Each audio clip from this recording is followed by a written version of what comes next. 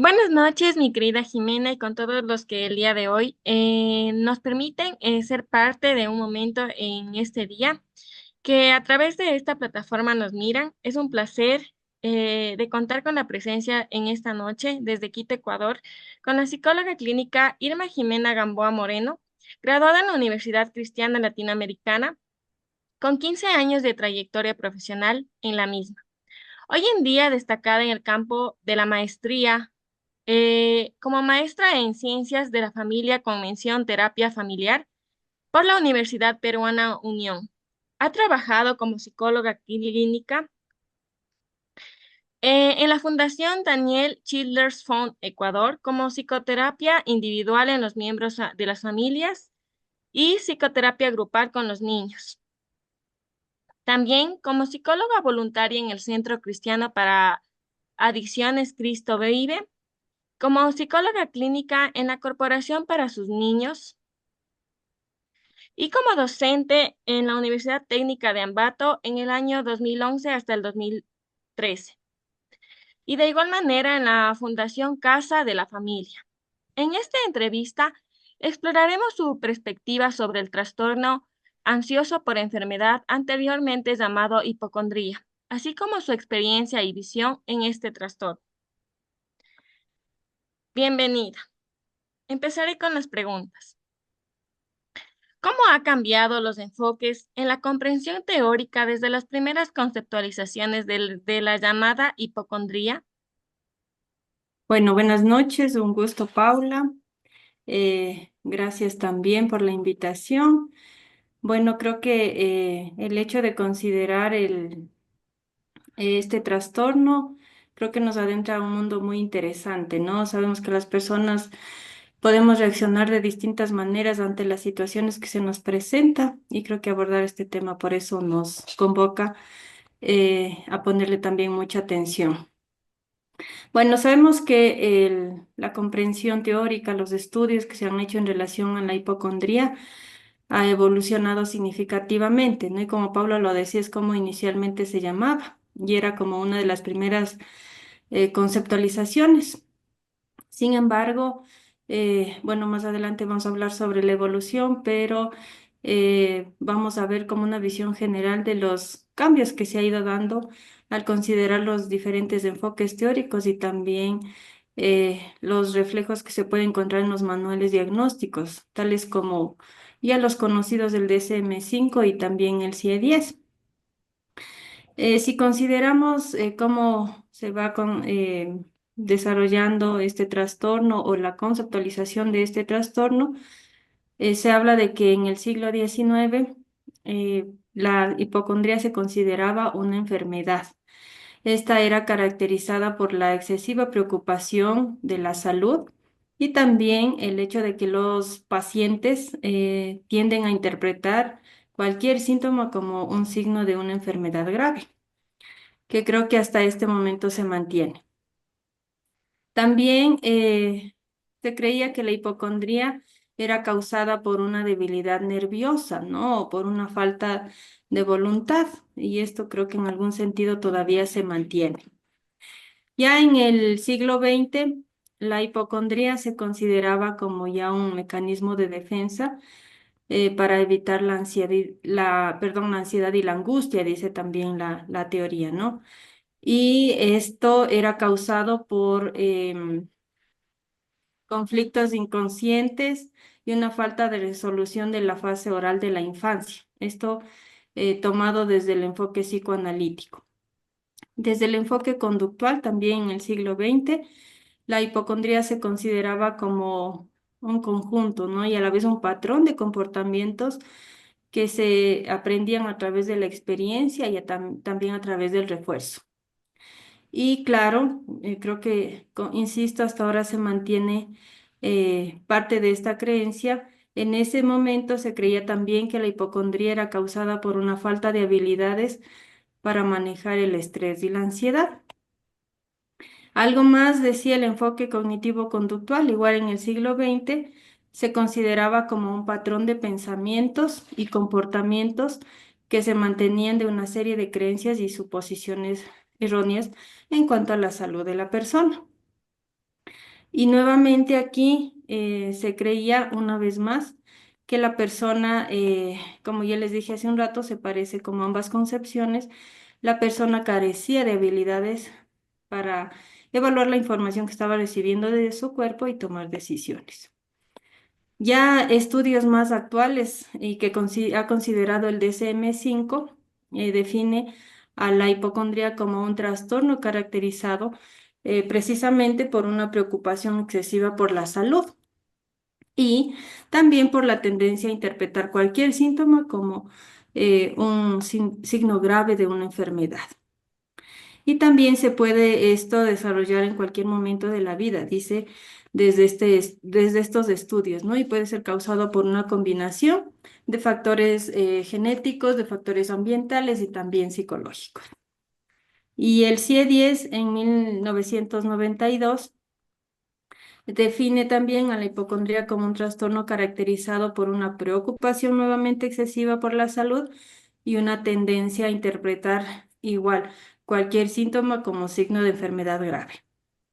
Y igual considera también que la hipocondría se puede desarrollar en cualquier momento de la vida y también coincide con el DSM-5 que puede haber una combinación de factores genéticos, ambientales y psicológicos. Entonces, si nosotros un poco analizamos lo dicho anteriormente, vemos que la teoría de la hipocondría ha evolucionado un poco, ¿no? Desde las primeras conceptualizaciones hasta el momento.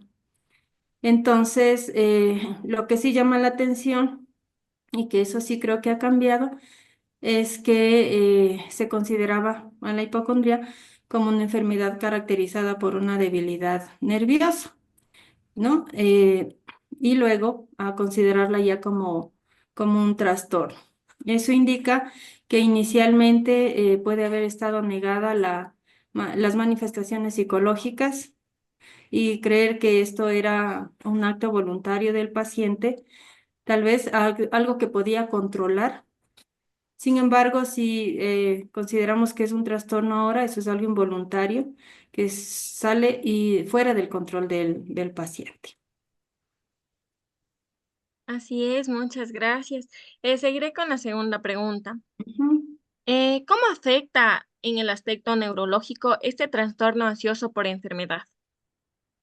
Ya, este trastorno ansioso por enfermedad tiene algunas incidencias en la parte neurológica, ¿no? De varias maneras, que es importante que nosotros cuando hacemos una interconsultas del área psicológica, la evaluación con el paciente.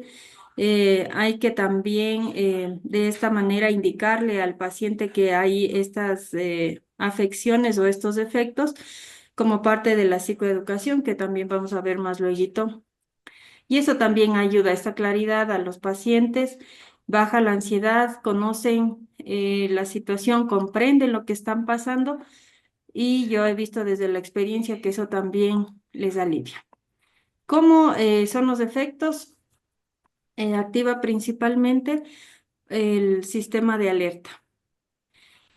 ¿Por qué? Porque el momento en que la persona entra en una situación estresante, el cuerpo, lógicamente, va a sentirse en peligro y por lo tanto va a activar la función o afectar y a ver, activar y afectar la función de algunas estructuras cerebrales.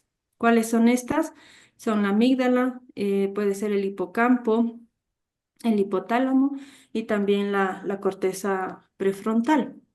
Recordemos que la amígdala está en relación a el análisis de la situación y por ende gradúa la manifestación emocional de nuestro cuerpo. El hipocampo también está como regulando la memoria emocional nuestra, porque ante una situación de miedo va a recordarnos que antes ya vivimos una situación de miedo y también va a activarse. Y la corteza prefrontal, recordemos también que en la parte prefrontal está la capacidad de la voluntad de la persona, la capacidad de tomar decisiones, de hacer un discernimiento, entonces por lo tanto esta parte se va a ver alterada. Y como sabemos que no actúa de forma aislada el cuerpo, también va a activar el hipotálamo, que sabemos que activa funciones de nuestro cuerpo, ¿no? Como alterar la respiración, taquicardia, etcétera. Ya descifrando un poquito más, también altera la regulación emocional. Este trastorno, como yo les decía, va a activarnos más si nos sentimos en una situación de alerta, ¿no? Por lo tanto, va a llevar a una mayor ansiedad, hay un mayor estrés y por lo tanto también se puede llegar incluso a la depresión, afectando en conjunto a las estructuras que ya había mencionado. Entonces eso va a llevar incluso a que la persona entre en un ciclo, ¿no? En la medida que se va centrando más en su sintomatología, hace que la persona llegue a tener como una profecía autorrealizada. Y dice, por ejemplo, me está molestando el estómago, entonces eso es grave y se hiperfocaliza en ese estímulo y por lo tanto dice algo grave me va a pasar y voy a terminar teniendo cáncer, por ejemplo. Y es así como visualiza la persona. También Claro. puede activarse o em, va a haber cambios, ¿no? En la percepción del dolor. Si la persona está, como les decía, hiperfocalizada en el dolor y por lo tanto va a estar centrada, centrada, centrada, el dolor va a ir aumentando. Por lo tanto, la persona puede llegar a una mayor sensibilidad al dolor o puede estar confundida, ¿no? ¿Me duele o no me duele? ¿Qué más? También va a haber alteraciones en la función cognitiva. Esto incluye efectos en la atención, la memoria, la resolución de los problemas también. ¿Por qué? Porque la persona va a estar centrada en la presunta dolencia que tiene, va a descentrarse de otras cosas, entonces, por lo tanto, va a verse como alteradas estas funciones. Y también va a haber cambios en la función autónoma que está relacionada con el hipotálamo, como les decía. Se va a aumentar la frecuencia cardíaca, por lo tanto va a aumentar la presión arterial y va a haber también como esa sensación de ahogo de las personas. Entonces, en ese sentido, va a haber la afección en la parte neurológica. Así es, y bueno, ahora conociendo las afectaciones a nivel neurológico, ¿cuáles serían las técnicas de los enfoques para tratar este trastorno y por qué? Bueno, es muy interesante que nosotros acompañemos a las personas. No es como muy fácil para las personas. De hecho, no es nada fácil lo que están pasando, y de hecho, no acentuar que las manifestaciones que la persona tiene, aun cuando la teoría dice que no va a haber ninguna conexión con una prueba médica, pero para la persona eso es real. Por lo tanto, lo primero que tenemos que tener y desarrollar con la persona es como este vínculo terapéutico, ¿no? Y que la persona se sienta comprendida, aceptada, no juzgada.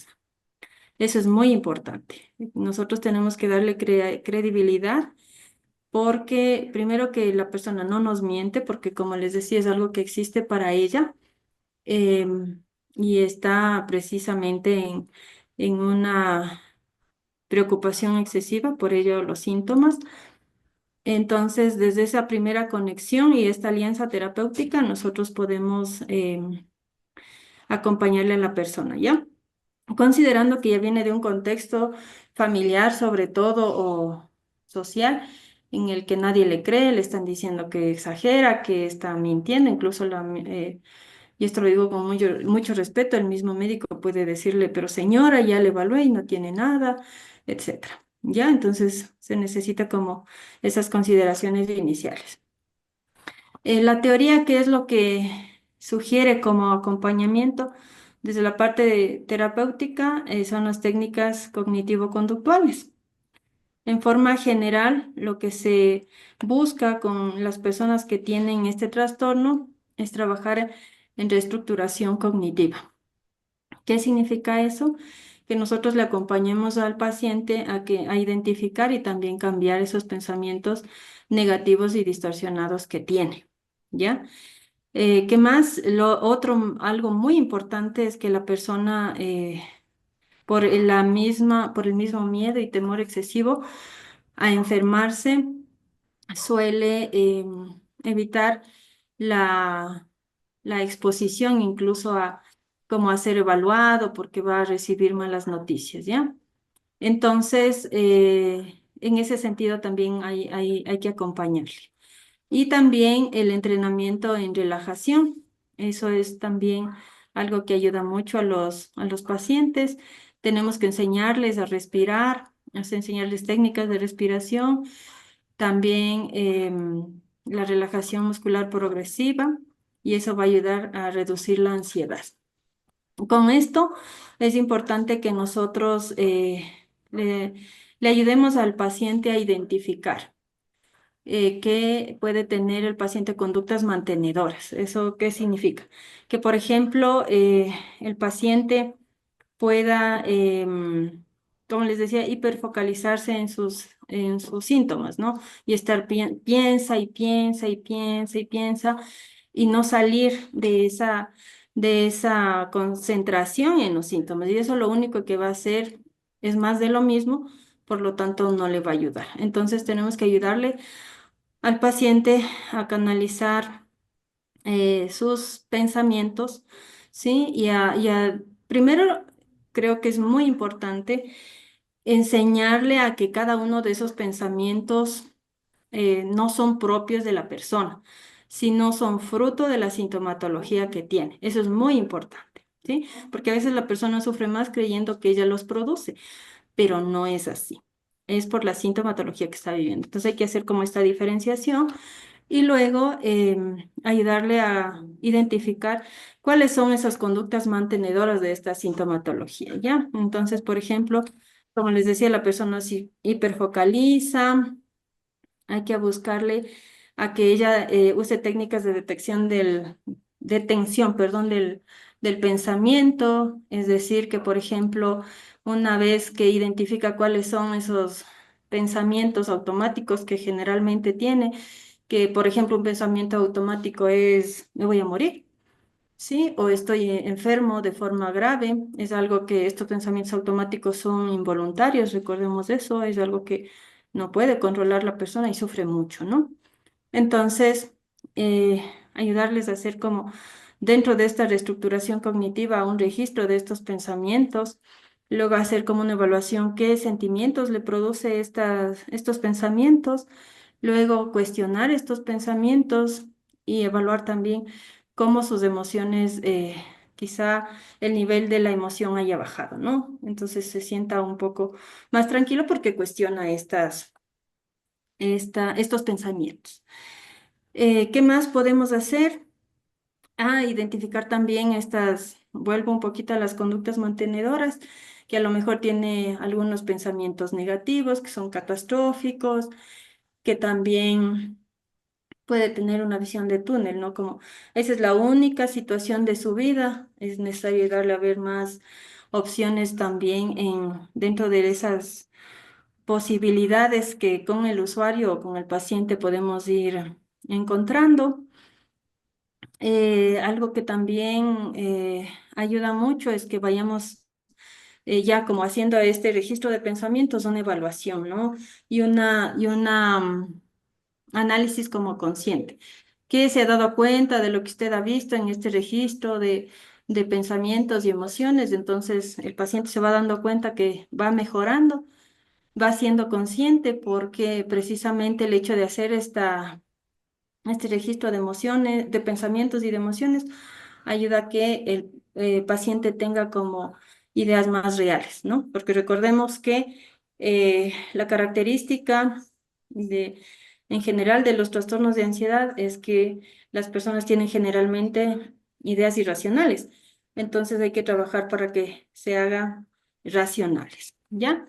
Otra técnica u otras técnicas también es la teoría de aceptación y compromiso, que, como les decía, que de hecho ya les hablé un poco, es aceptar los pensamientos y sentimientos que son parte de la sintomatología, no propios de la persona, para que la persona deje de luchar, ¿no? Porque una característica de las personas con este trastorno es que pelean con ellas mismas y dicen, no debería pensar así, no debería, y eso más bien eh, hace una recidiva, ¿sí? De lo que va pensando y sintiendo. El compromiso también es que vayamos creando con el paciente un plan, ¿no? Es decir, bueno, el primer paso es que vamos a hacer el registro de ideas, el registro de sentimientos, vamos a cuestionar estos pensamientos y qué emociones produce. Segundo, la idea es que usted también, como vamos a ir evaluando dentro de esto, porque también es importante los hábitos de la persona. Entonces, como le vamos a desenfocar a la persona de la sintomatología, tenemos que decirle, bueno, vamos a hacer un tiempo de ejercicios, vamos a conectarnos con las personas que le hacen bien, va a ser tener hobbies, va a tener salidas con tal persona, creando su red de apoyo, pero es algo que se tiene que hacer el plan e ir controlando que la persona vaya cumpliendo, ¿sí? Y algo que también, que ya les decía hace un ratito, que es que la persona vaya como teniendo esta exposición al estímulo de temor, acompañándole en eso. Entonces, ¿por qué? Porque estas personas generalmente evitan, por ese miedo a encontrarse con algo grave, con una enfermedad grave, evitan, pero eso lo único que hace es aumentar su ansiedad. Hay que romper ese ciclo. También se aconseja mindfulness, ¿sí? Esto ayuda también al paciente a reducir la sintomatología. Y es muy importante la psicoeducación, como les decía, que la persona sepa qué le pasa, que esto tiene tratamiento y no se va a quedar toda la vida así. Ujú. Muchas gracias. Y según su experiencia, ¿cuáles son los factores determinantes de este tipo de trastorno? Bueno, francamente, yo no he tenido muchas personas que han tenido este trastorno, han sido muy poquitas, pero de las que yo he visto, ¿cuáles son los factores que pueden estar determinando? Primero dice la teoría y que coincide en los casos que yo he tratado, es que se desarrolla en la parte o en la edad adulta, y es así.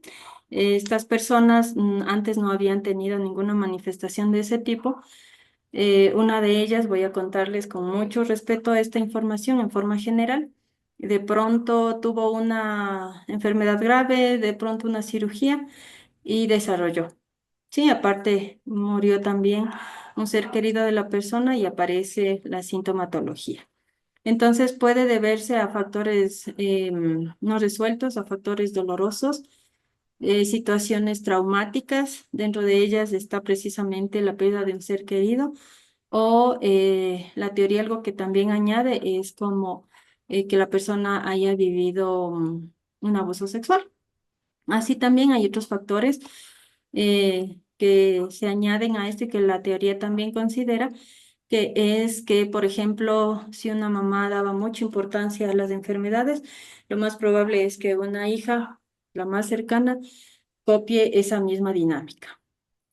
O que dentro de ello también es posible que no se puso mucha atención o nada de atención a la situación de estas mismas enfermedades, por lo tanto la persona puede reaccionar de una forma totalmente contraria, ¿no?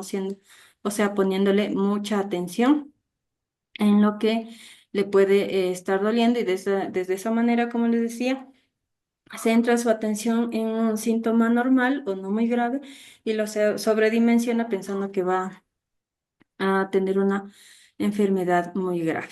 Habla también la teoría de factores genéticos, pero bueno, lo relaciona, como yo les decía, lo conceptúa desde que una persona se centró mucho en las enfermedades y la persona también lo hace. Bueno, creo que no necesariamente es heredado, ¿no? Sino más bien aprendido. El focalizarse, ¿no? El hecho de cómo aprendió a gestionar las dolencias. Eso en forma general. Así es, y qué interesante, ¿no? Poder conocer este punto. Y por otro lado, desde la clínica, ¿cómo la investigación ha favorecido al psicodiagnóstico y la evolución de este trastorno?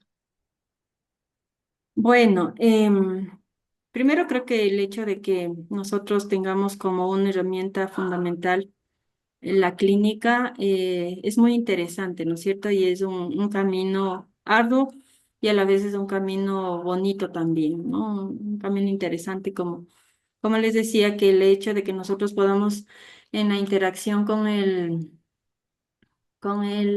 usuario, con la persona, ir descubriendo qué le va pasando, que nos vaya como de la mano llevando por el camino de su historia y nosotros, y de hecho también enseñando, ¿no? Porque yo creo que, y lo digo nuevamente con mucho respeto, los pacientes son nuestros mejores maestros. Más que los libros, los mismos profesores que hayamos tenido, ellos son quienes nos enseñan. Entonces, gracias a ellos podemos tener o ir comprobando, ¿no? Los estudios previos que se hicieron e ir diciendo qué fantástica es la psicología. Y también como estar como abiertos a ese acompañamiento, porque también nos insta a prepararnos más, a estudiar más, a conversar más con colegas, etcétera.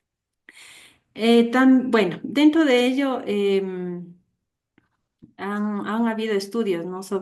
Dentro de las investigaciones, han habido estudios sobre la epidemiología, perdón, de este trastorno, lo que ha llevado a que dentro de ello establezca la prevalencia de este trastorno, la distribución y también cuáles son los factores de riesgo y por ende también cómo se va a ir tratando.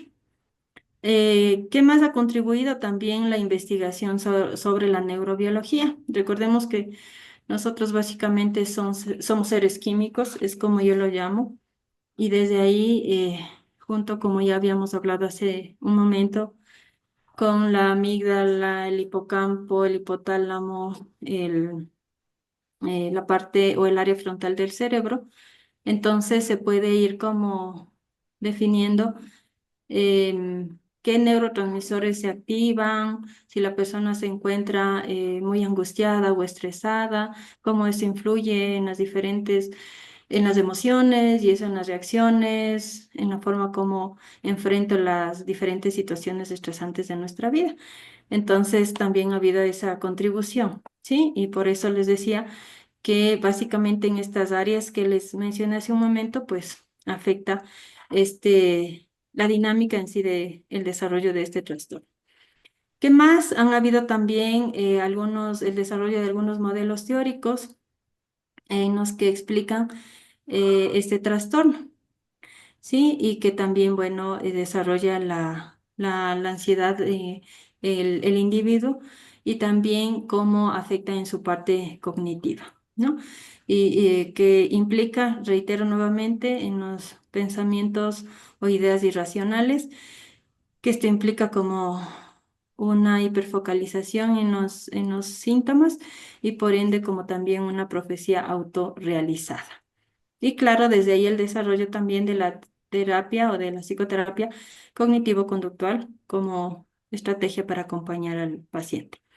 ¿Qué más? Con ello, que ya me adelanté un poquito, han ido estudiando, ¿no? Los diferentes estudiosos, redundo, cuál ha sido el mejor enfoque para el tratamiento de este trastorno. Y bueno, básicamente se cree que, obviamente sabemos que hay diferentes enfoques, pero la terapia cognitivo-conductual es la que mejor efectos positivos tiene en el usuario que tiene este tipo de trastorno. Eso. Muchísimas gracias y permítame agradecerle por habernos acompañado el día de hoy, por compartir su valioso conocimiento y experiencia sobre este trastorno ansioso por enfermedad. Y ha sido un honor contar con su presencia y seguramente nuestro público ha encontrado esta conversación muy enriquecedora. Muchas gracias nuevamente por su tiempo y su contribución importante de este tema. Gracias, Paula. Espero que yo también pueda contribuir a ti y a quienes también puedan servirse de este video con esto que hemos conversado. Muchas gracias.